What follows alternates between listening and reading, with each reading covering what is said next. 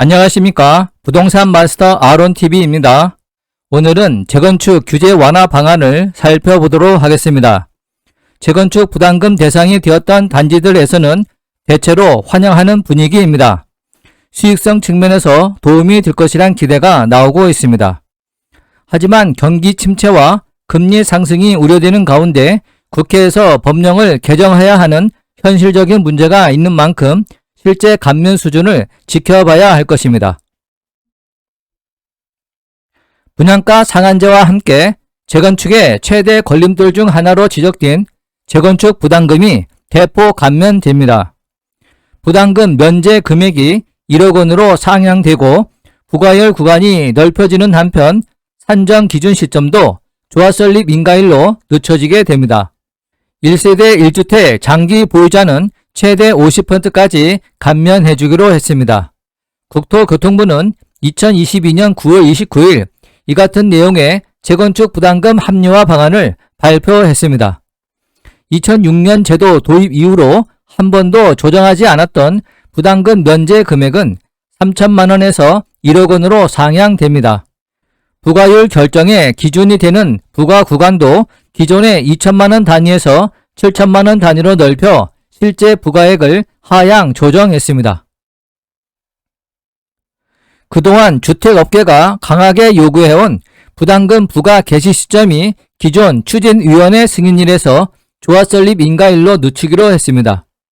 재건축 부담금은 사업 종료 시점의 주택가격에서 개시 시점의 주택가격과 개발비 정상 주택가격 상승분 총액을 빼서 산정합니다.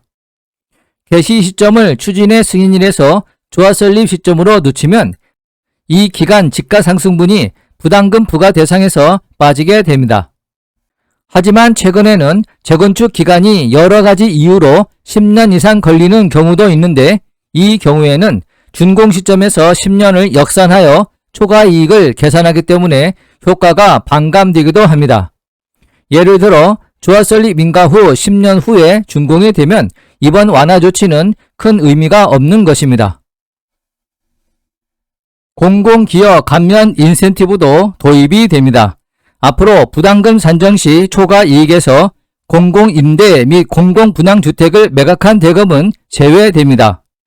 국토부는 공공기업인 만큼 부담금이 줄어들면 재건축을 통한 공공주택 공급이 보다 확대될 것으로 기대하고 있습니다.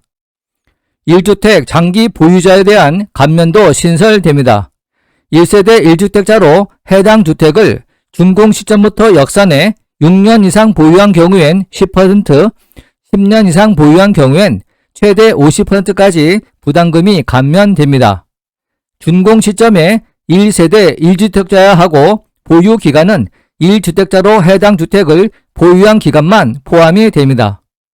만 60세 이상 1세대 1주택자는 담보 제공을 조건으로 상속, 증여, 양도 등 주택 처분 시점까지 납부를 유예할 수 있습니다.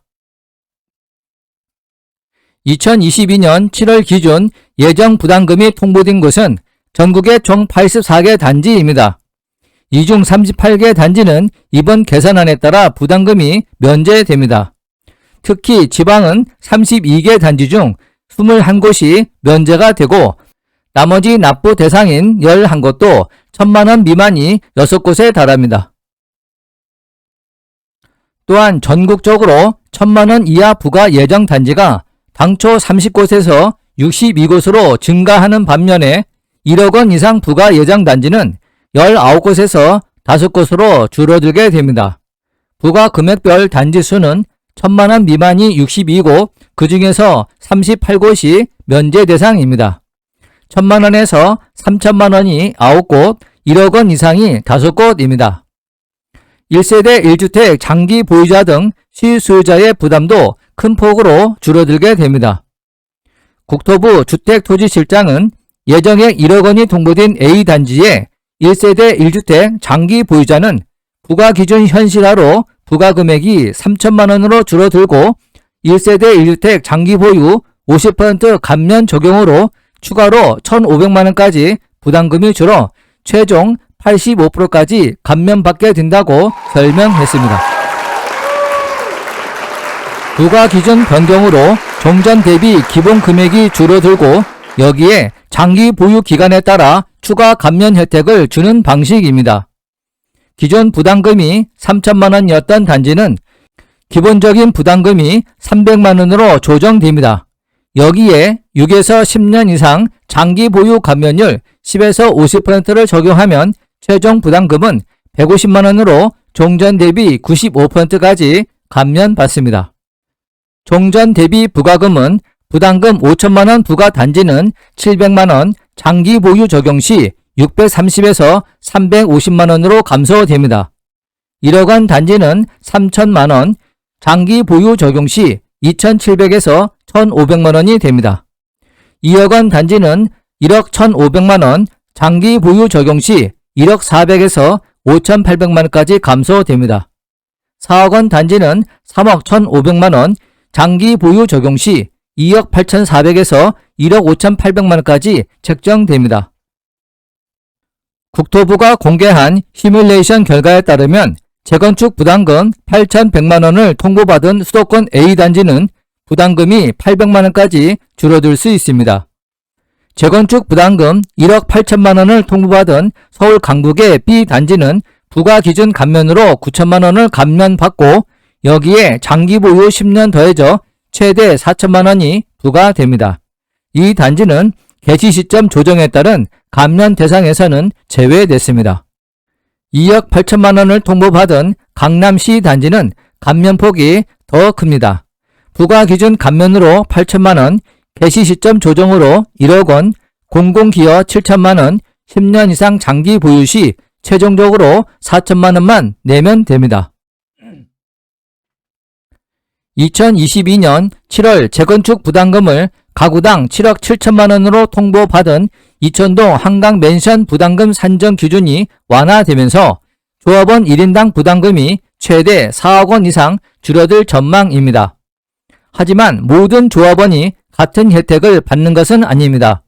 1가구 1주택자 여부, 보유 기간에 따라 부담금이 최대 50%까지 면제되기 때문입니다. 당초 4억 원의 부담금을 통보받은 성수동 장미 아파트도 개선안에 따라 부담금이 8,500만 원 줄어 3억 1,500만 원이 됩니다. 10년 장기 보유자는 최종적으로 61%가 줄어 1억 5,800만 원을 부담하면 됩니다. 이 단지에선 주택 보유 기간에 따라 조합원별로 최소 29%에서 최대 61%까지 부담금 최종 감면율이 달라집니다. 마지막으로 시공사가 재건축 조합의 이주비 대출을 제공하는 것과 관련 정부가 3개월 만에 노선을 바꿨습니다. 지난 2022년 6월 10일에는 도시 및 주거환경정비법을 개정하여 재개발 사업에만 이주비를 제한할 수 있도록 규정했습니다. 이를 위반한 자에는 1,000만 원 이하의 과태료를 부과하기로 하고 12월 11일부터 시행될 예정이었습니다.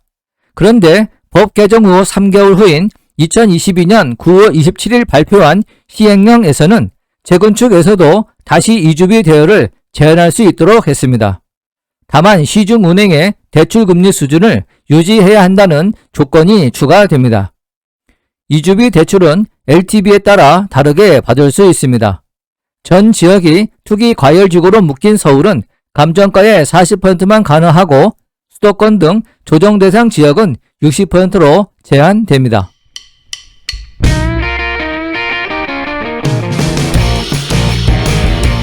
본 강좌가 유용했다면 구독과 좋아요 꾹 눌러주시고 궁금한 점은 댓글을 남겨주시기 바랍니다.